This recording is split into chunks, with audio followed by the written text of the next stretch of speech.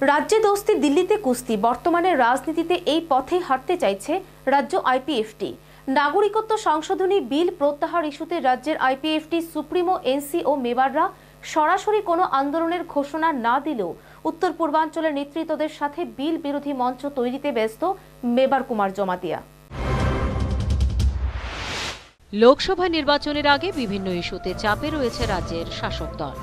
নাগরিকত্ব সংশোধনী বিল প্রত্যাহার থেকে শুরু করে মাধববাড়ি গুলিকাণ্ড সবেতেই উপজাতি রাজনৈতিক দলগুলোর নানা আন্দোলন কর্মসূচিতে এমনিতেই চাপে রয়েছে বিজেপি, তার উপর সরকারের শরিক দল আইপিএফটি। রাজ্যে দোস্তি ও দিল্লিতে কুস্তির আচরণ অস্বস্তি বাড়িয়ে তুলছে শাসক দলে। আইপিএফটি রাজ্য নেতৃত্ব আগেই ঘোষণা দিয়েছিল রাজ্যের সরকারের বিরুদ্ধে উপজাতি রাজনৈতিক দলগুলো যে আন্দোলন করছে তাতে আইপিএফটির প্রত্যক্ষ কোনো সমর্থন নেই।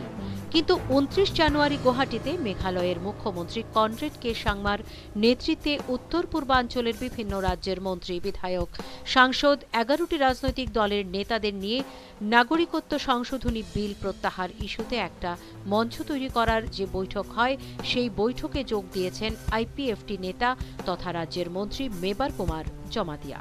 কিন্তু প্রশ্ন হল, রাজ্যে মেবার কুমার জমাতিয়ারা চুপ থাকলেও রাজ্যের বাইরে গিয়ে বিজেপি সরকারের এই সিদ্ধান্তের বিরোধিতা করছেন কেন?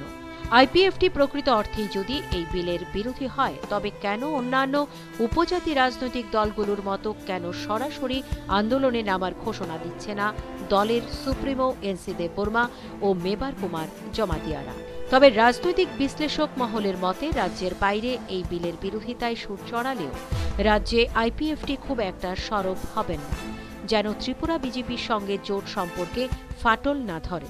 ত্রিপুরায় বিজেপি দলের সাথে ভালো সম্পর্ক রেখেই ত্রিপুরার বাইরে বিজেপি সরকারের আনিত বিলের বিরোধিতা করবে দল, যেন সাপ মরে আর লাঠিও না ভাঙে। Bureau report, news vanguard.